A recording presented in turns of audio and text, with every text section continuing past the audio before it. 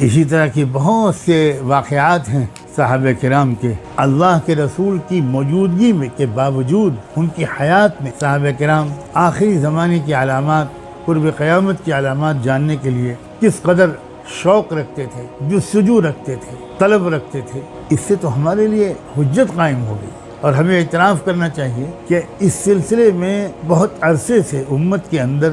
کوئی عام چرچا، کوئی تذکرہ، کوئی جستجو، کوئی طلب، کوئی شوق، نہ جاننے والوں کے اندر جاننے کا شوق اور جاننے والوں کے اندر اس علم کو عام کرنے کا شوق، دونوں میں بہت کمی پائی گئی۔ اب وقت آ گیا ہے کہ ہم سب اپنی اپنی کمیوں کا تلافی کریں اور تدارک کریں۔ دیکھیے، یہ جو آخری زمانے کا علم ہے، اس سے ایک تو اس وقت یقین بڑھتا ہے کہ ہم جس نبی پر ایمان لائے ہیں وہ نبی برحق، یہ ایمان کے بڑھانے اور حوصلے کے بڑھانے کا سبب بنتا ہے، کیونکہ ہم جب بہت مخالف قسم کے حالات دیکھتے ہیں تو ہمیں گھبراہٹ ہونے لگتی ہے، لیکن جن لوگوں کو یہ معلوم ہے کہ یہی ہونے کے بارے میں خبر دی تھی اللہ کے رسول نے، انہیں کوئی گھبراہٹ نہیں ہو، بلکہ الٹی بات ہے، ان واقعات و حوادث سے ان کا ایمان و یقین بہت مضبوط ہوتا ہے، اور اس ایمان و یقین کی وجہ سے ان کی ہمت اور حوصلہ بھی مضبوط ہوتا ہے، کیونکہ ان کے ذہن میں برابر یہی آتا ہے کہ بھئی یہ تو وہی ہو رہا ہے جو اللہ کے رسول نے بتایا تھا، تو ان کی نبوت اور رسالت پر یقین بڑھتا ہے، اور جب ان کی نبوت اور رسالت پر یقین بڑھتا ہے تو انہوں نے جو کچھ بھی بتایا ہے اس پر بھی یقین بڑھتا ہے۔ انہوں نے اگر بتایا ہے کہ اللہ جو چاہے گا وہی ہوگا، دشمن کچھ بھی چاہے وہ نہیں ہو سکتا، اللہ کے چاہنے پر ہوگا، تو ظاہر نبوت اور رسالت پر یقین بڑھنے سے حوصلہ بھی بڑھے گا، اطمینان بھی بڑھے گا، مایوسی نہیں آ سکتی، خوف نہیں آ سکتا، خدا نخواستہ ایمان کا سودا کرنے کے بارے میں انسان سوچ بھی نہیں سکتا۔ اس لیے ایک تو ایمان و یقین کا اضافہ کی مضبوطی، جس کی دور حاضر میں سخت ترین ضرورت، یقین کا بڑھانا اللہ کی قدرت پر، اللہ کی صفات پر، اور یہ یقین کرنا کہ یہ جو کچھ بھی ہو رہا ہے، چاہے کسی کے ذریعے سے کچھ بھی ہو رہا ہے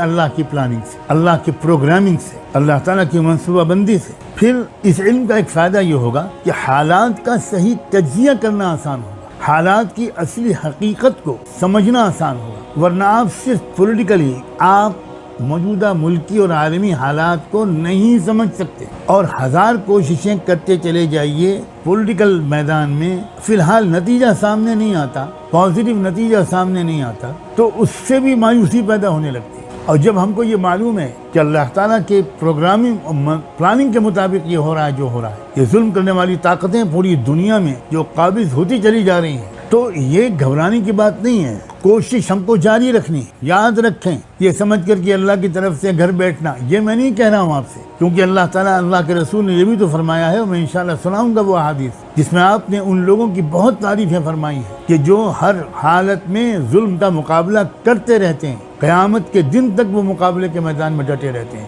دجال کا مقابلہ کرتے ہیں اور کریں گے، تو ان کی بہت تعریف کی آپ۔ اس کا مطلب یہ ہوا کہ ریزسٹنس جاری رہنا چاہیے، ڈسپائٹ آل آڈس، چاہے جتنے ہم کو سیٹ بیکس پہنچے، چاہے فی الحال جتنی دیر لگے، نہیں، بالکل ہم کو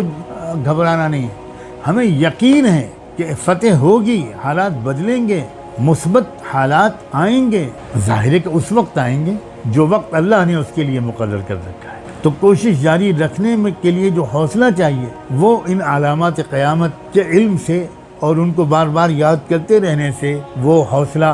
ملتا ہے، اور حکمت عملی کے تعین میں بھی اس سے مدد ملتی ہے، اسٹریٹجی بنانے میں مدد ملتی ہے۔ آپ سورہ کہف کی تشریح کے درمیان بھی انشاءاللہ اس طرح کے اشارات آئیں گے کہ کس دور میں کس حکمت عملی یا کس قسم کی حکمت عملیوں کے ذریعے سے یہ مزاحمت اور مقابلے کی اور ریزسٹنس کی کوشش ہونی چاہیے۔ یہ سب چیزیں، یہ جو علامات ہیں اور آخر الزمان کے بارے میں جو کچھ اشارات آئے ہیں، ان کی تشریح سے یہ فوائد حاصل ہوتے ہیں۔ پس ہمتی، شکست خوردگی، ڈر، خوف، سراسیمگی، اللہ اکبر، یہ چیزیں بالکل ختم ہو جاتی ہیں آخری زمانے کے علم کے حاصل ہونے سے۔ ہمیں کیا کیا کرنا ہوگا، کس کس میدان میں کام کرنا، مسائل اس دور میں ہیں، بہت تفصیلی گفتگویں ان موضوعات پر کرنے والے کر رہے ہیں، ہمیں بھی کرنی چاہیے، ہمیں بھی ان گفتگوؤں سے فائدہ اٹھانا چاہیے۔ انسان کی فطرت میں ایک جستجو ہے، ایک تلاش ہے کہ جو باتیں نہیں معلوم ہیں وہ معلوم کرنا چاہتا ہے۔ اگر جو باتیں نہیں معلوم ہیں ان باتوں کے جاننے کی کوشش نبوی رہنمائی کی روشنی میں ہوگی تو ہمارے فطری جذبے کی تسکین بھی ہوگی اور صحیح معلومات ہم کو ملیں گی۔ ورنہ آج کل لوگ فلمیں دیکھ رہے ہیں، ناولز پڑھ رہے ہیں، موویز دیکھ رہے ہیں، پیشن گوئیاں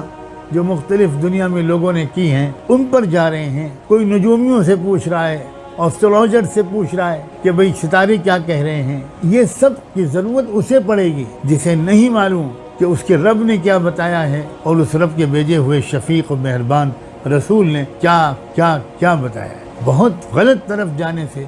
ہماری حفاظت ہوگی۔ یہ بھی ایک علم کا، اس علم کے جاننے کا بہت بڑا فائدہ ہے۔ پھر اس وقت ہم کس اسٹیج میں ہیں یہ جاننا ہر کوشش کرنے والے کے لیے، کوشش کی قیادت کرنے والوں کے لیے بالخصوص لازم ہے، کیونکہ جو کوشش آئندہ کل کرنی چاہیے وہ اگر ہم آج ہی کریں گے تو ناکامی کے سوا کچھ نہیں ہوگا، اور جو کوشش آج کرنی چاہیے اس کو ہم کل پر ٹال دیں گے اس کا بھی نقصان ہی پہنچے۔ تو وقت کا تقاضا کیا ہے، اس وقت ہمارے کرنے کے کیا کیا کام ہیں ان کو بھی ضرور جاننا چاہیے، ان سے بھی واقفیت ضرور حاصل کرنی چاہیے۔ اس سے غلطیوں سے حفاظت ہوتی ہے، انرجی اور ٹائم کے برباد ہونے سے حفاظت ہوتی ہے۔ میں امید کرتا ہوں کہ یہ آج جو میں نے جس موضوع کو چھیڑا ہے اس موضوع کے سامنے آنے کے بعد انشاءاللہ ضرور آپ کے اندر اور شوق بڑھا ہوگا، اور زیادہ سیریسلی آپ ان مجالس کو آپ سنیں گے اور بار بار سنیں گے، اور کچھ نوٹس اگر لینا آپ مفید سمجھیں تو اپنے پاس کچھ نوٹس لے لیں، لیتے رہیں تاکہ آپ روزانہ ان پر ایک نظر ڈالتے رہیں۔ یاد رکھیں جس طرح دجال کے آنے سے پہلے صدیوں سے ایک گراؤنڈ بنایا جا رہا ہے، ماحول بنایا جا رہا ہے، پوری دنیا کا اربوں لوگوں کا مزاج سازی کی جا رہی ہے، ذہن سازی کی جا رہی ہے، اسی کے لحاظ سے اکنامک سسٹم کو منتخب کیا گیا اور بنایا گیا، اسی کے سوٹ کرنے والا پولیٹیکل سسٹم، اسی کے لیے ذہنوں کو تیار کرنے والا ایجوکیشنل سسٹم، فلموں کے ذریعے، موویز کے ذریعے، ادب کے ذریعے، نکڑ ناٹک کے ذریعے، شاعری کے ذریعے، کھیل کے میدانوں کے ذریعے۔ اسی طرح یاد رکھیے کہ امت میں مختلف محنتیں پورے عالم میں جو ہو رہی ہیں دین کی اصلاح و تقوی و کتاب و سنت پر مبنی، وہ دراصل ایک فضا اور ایک ماحول بنانے کی کوشش ہو رہی ہے۔ جب یہ ماحول اپنے عروج پر پہنچے گا وہ وقت ہوگا جب امام مہدی ظاہر ہوں گے، کیونکہ امام مہدی کو ضرورت ہوگی وفادار اور بہادر، زندہ دل، توکل اور تقوی کی اوصاف سے مالا مال ایک بہت بڑے عملے کی۔ کیوں نہ میں اور آپ اس عملے کے ارکان بننے کی دعا مانگیں، کیوں نہ ہم تمنا کریں کہ اللہ مجھے اور میری اولادوں کو اللہ تعالیٰ اس مبارک گروہ میں ہمیں شامل کر دے۔ آج کی مجلس میں بس اتنا ہی انشاءاللہ۔ میری صحت کے لحاظ سے میں کوئی بہت لمبی بات نہیں کر پا رہا ہوں، اس لیے میں جاری رکھنے کی کوشش کروں گا کہ رمضان میں بلا ناغہ یہ ہمارا سبق جاری رہے اور سورہ کہف کا ایک دورہ ہو جائے، اور تمام وہ ضروری باتیں جو آخر الزمان کے بارے میں، دجال کے بارے میں، اور یاجوج ماجوج کے بارے میں، امام مہدی کے بارے میں، عیسیٰ علیہ السلام کے آنے کے بارے میں، اور اسی سلسلے کی دوسری اور ضروری باتیں خدا کرے کہ مذاکرے میں آ جائیں اور ہمارے دل میں بیٹھ جائیں، اور ہمارے اندر زندگی میں وہ زبردست تبدیلی بھی آ جائے جس کے بغیر یہ مذاکرہ پوری طرح مفید نہیں ہو پائے گا۔ جزاکم اللہ تعالی وآخر دعوانا ان الحمدللہ رب العالمین۔ آپ سے گزارش ہے کہ آپ چینل کو سبسکرائب کریں تاکہ اس سیریز کے آگے کی ویڈیو آپ مس نہ کریں۔ اس ویڈیو کو لائک کریں اور شیئر کرنا نہ بھولیں۔